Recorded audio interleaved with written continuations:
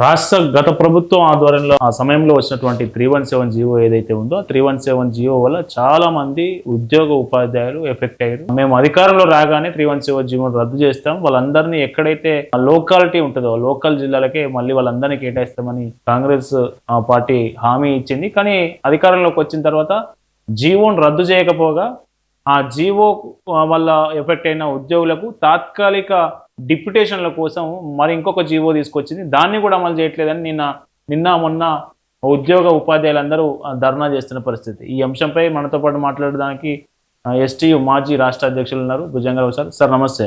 నమస్తే కరుణాకర్ గారు. ఏంటి సార్ ఈ 317 జీవో ఈ 5 ఏళ్ళైనా మళ్ళీ అట్లే కొనసాగే అవకాశం ఉందా? వాళ్ళంతా ఎఫెక్ట్ అవుతా ఉన్నారు, ఉపాధ్యాయులు పాపం ఇంకా వాళ్ళ సొంత జిల్లాలో పోవడానికి ఇబ్బంది పడతా ఉన్నారు. ఉమ్మడి ఆంధ్రప్రదేశ్ రాష్ట్రంలో పాత జోనల్ సిస్టమ్ అమల్లో ఉండేది. 1-2 జోన్లుగా తెలంగాణ రాష్ట్రం ఉండేది. తెలంగాణ రాష్ట్రం వచ్చిన తర్వాత స్థానికులు, స్థానికేతరులు అంటే మన తెలంగాణ ఉద్యమంలో, రాష్ట్రం కోసం జరిగిన ఉద్యమంలో నిధులు, నీళ్లు, నియామకాలన్నీ కొల్లగొట్టబడుతున్నాయి.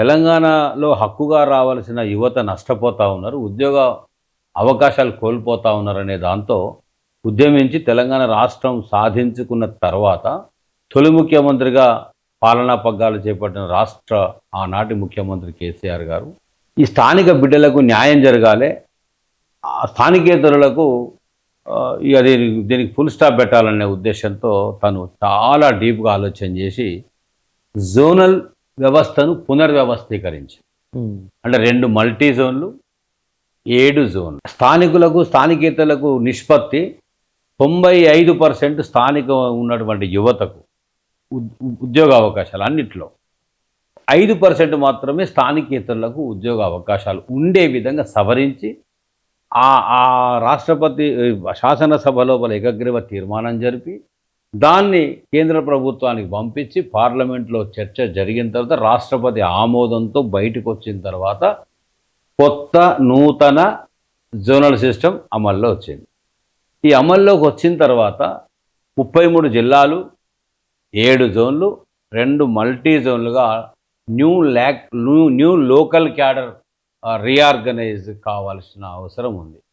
దాంట్లో ఏ ఉద్యోగాల్లో ఉన్న ఉపాధ్యాయులు కానీ, ఉద్యోగులు కానీ, అధికారులు కానీ, స్థానికులు ఎక్కడ ఏ జిల్లాలో వస్తున్నారు, అంటే ఉమ్మడి జిల్లా అయినప్పటికీ కూడా విడగొట్టబడిన నూతన జిల్లాలో ఏ జిల్లా ప్రాంతానికి వస్తున్నారో చూసినప్పుడు ఒక లోతుగా అధ్యయనం లేకుండా 100% అప్పుడున్నటువంటి చీఫ్ సెక్రటరీ సోమేష్ కుమార్ గారు, అప్పుడున్నటువంటి హెచ్ఓడీస్, అప్పుడున్నటువంటి చీఫ్ సెక్రటరీస్ సమస్యను లోతుగా అర్థం చేసుకోకుండా రాబోతున్న నష్టాన్ని, కాన్సిక్వెన్సెస్ని అంచనా వేయకుండా స్థానికులకే నష్టం జరిగే విధంగా అది అమలయ్యింది. అందులో భాగంగా 317 జీవో రావడం, దాని ద్వారా చాలామంది నష్టపోవడం జరిగింది.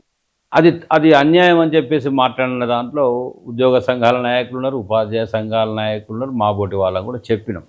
అనేక అంశాలు ప్రతిపాదించి వాళ్ళకి న్యాయం చేయడానికి ఎలా ఉంటుందో చెప్పినాం.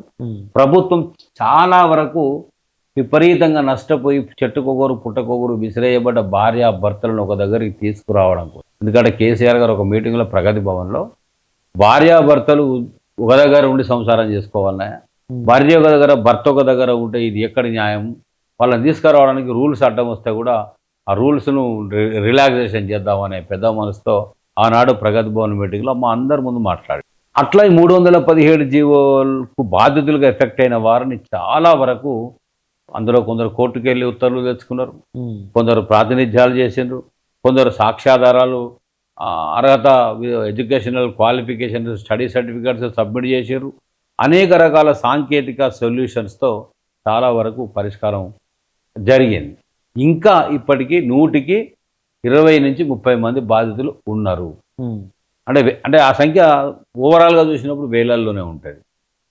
గత ఎన్నికల ప్రచారంలో తెలిసనడా, తెలవకనడా, అవగాహన ఉందా లేదా, చెప్పనీయలేదా ఎవరినో కానీ రేవంత్ రెడ్డి గారు పిసిసి ప్రెసిడెంట్ ఎన్నికల ప్రచారంలో నన్ను గెలిపించండి, కాంగ్రెస్ని అధికారంలోకి తీసుకురండి, మా ప్రభుత్వం రాగానే 317 జీవోను రద్దు చేస్తాము అన్నాడు. నేను అడుగుతాను సూటిగా, రద్దు కాలేదు ఎందుకు అని అడుగుతున్నా, రద్దు చేయలేదు ఎందుకు అని అడుగుతున్నా. బాధితులు 30 నెలల కాలంగా బాధితులుగానే మిగిలిపోయారు ఎందుకు అని అడుగుతున్నాను. అంటే పాపం ఆయనకు తప్పు ఎక్కడ జరిగిందని నాకు అనిపిస్తుంది. మీరు మీడియా వాళ్ళు కూడా ఆలోచన చేయండి. రాష్ట్రపతి ఉత్తర్వులు ఉంటాయి, జోనల్ సిస్టమ్ ఉంటుంది, మల్టీ జోన్ ఉంటుంది, లోకల్ క్యాడర్ ఆర్గనైజ్ అయ్యింది, కొత్త రాష్ట్రము కొత్త లోకల్ క్యాడర్ ఆర్గనైజ్ అయ్యి ఉన్నది. ఇందులో సవరణ చేయాలంటే రాష్ట్రపతి ఉత్తర్వులు సవరణ జరగాలి, మళ్ళీ పార్లమెంట్లో పెట్టాలి, రాష్ట్రపతి గారు ఆమోదం తెలపాలి. ఇంత లింకు ఉంటుంది అని లోతుగా అధ్యయనానికి సంబంధించిన అవగాహన లేకుండా కేవలం ఓట్ల కోసం ఎన్నికల కోసమే ఆనాడు ముఖ్యమంత్రి గారు మాట్లాడిండు అని అందరికీ ఇప్పుడు ఎవిడెన్షియల్గా అర్థమైపోయింది. మరి ఇప్పుడు 317 జీవో కింద ఎఫెక్ట్ అయిన వాళ్ళు తాత్కాలిక డిప్యుటేషన్ కోసం తీసుకొచ్చినటువంటి జీవోను కూడా అది ఎందుకు ఇంప్లిమెంట్ చేయట్లేదని అడుగుతా ఉన్నారు వాళ్ళంతా. ఇప్పుడు ప్రభుత్వము శాశ్వత పరిష్కారం చేయలేనప్పుడు నలిగిపోతున్న వారికి కొంత ఉపశమనం ఇవ్వడంలో భాగంగా తాత్కాలిక ఒక జీవో తీసుకొచ్చి డెప్యుటేషన్స్ పేరిట వర్క్ అడ్జస్ట్మెంట్ పేరిట వాళ్ళకి సర్దుబాటు చేసే ప్రయత్నం చేసింది. అది అమల్లో ఉన్నప్పటికీ కూడా అడ్జస్ట్మెంట్ చేసుకొస్తున్న క్రమంలో ప్రభుత్వం ఏమి సాకు చెప్పిందంటే ఉన్నటువంటి పోస్టులు ఒక జిల్లా నుంచి ఇంకొక జిల్లాకు పోయే క్రమంలో ఒక జిల్లా ఖాళీ అవుతుంది, ఒక జిల్లా ఓవర్గా నిండిపోతుంది, ఫ్యూచర్లో వాళ్ళకు ఉద్యోగ అవకాశాలు లేకుండా అయిపోతున్నాయి, ఇక్కడనేమో వచ్చేటోడు దిక్కు లేకుండా అయిపోతున్నాడు. కాబట్టి ఈ తాత్కాలిక జీవో డెప్యుటేషన్స్ కూడా నష్టమే చేస్తుందని ఈ వంకతో ఈ సాకుతో దాన్ని కూడా పక్కకు పెట్టిన పరిస్థితి. కానీ ఈ ప్రభుత్వం 30 నెలల కాలంలో అన్ని డిపార్ట్మెంట్స్లో అక్కడ మా దాంట్లో కూడా కొందరు లెక్చరర్స్ ఇలాంటి వాళ్ళు కూడా ఈ కావాల్సిన ఉత్తర్వులు తెచ్చుకునే క్రమంలో వస్తూనే ఉన్నాయి, తెచ్చుకుంటూనే ఉన్నారు, చేతులు మారుతూనే ఉన్నాయి.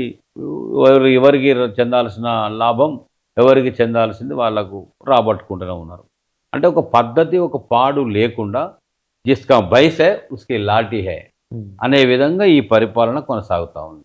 నేను డిమాండ్ ఏం చేస్తున్నా మీ పల్లవి టీవీ ద్వారా, రేవంత్ రెడ్డి గారు 317 జీవో పైన నాకు అవగాహన లేకుండే అప్పుడని చెప్పండి, అవగాహన పెంచుకుంటున్నా చెప్పండి. ఎందుకంటే విద్యామంత్రి మీరే కదా, 30 నెలల నుంచి 30 నెలలుగా కనీసం 317 జీవో మీద సమీక్ష పెట్టినరా, అధికారులతో మాట్లాడినరా, మూలం ఎక్కడుందో తెలుసుకున్నారా, మూల కారణాలను వెతికినరా, పరిష్కార దిశగా కనీసం ప్రయత్నం చేసిండ్రా? చేయలేదు ఎందుకు అని అడుగుతున్నా. ఇప్పటికైనా చెయ్యండి. చేస్తే అనుభవ రాహిత్యం మీకుంది, అవగాహన రాహిత్యం మీకుంది. ఏదో అడవులుగా మాట్లాడని ఇప్పటికి మా టీచర్స్ అనుకోరు, ఉద్యోగులు అనుకోరు. సాధ్యపడడం లేదెందుకో చెప్పండి, సాధ్యపడితే సాధ్యపడే మేరకు మీరు చేసుకుంటూ వెళ్ళండి. కానీ 317 జీవోను మొత్తమే విస్మరించి బాధితులను పక్కకు పెట్టడం న్యాయం కాదు కదా.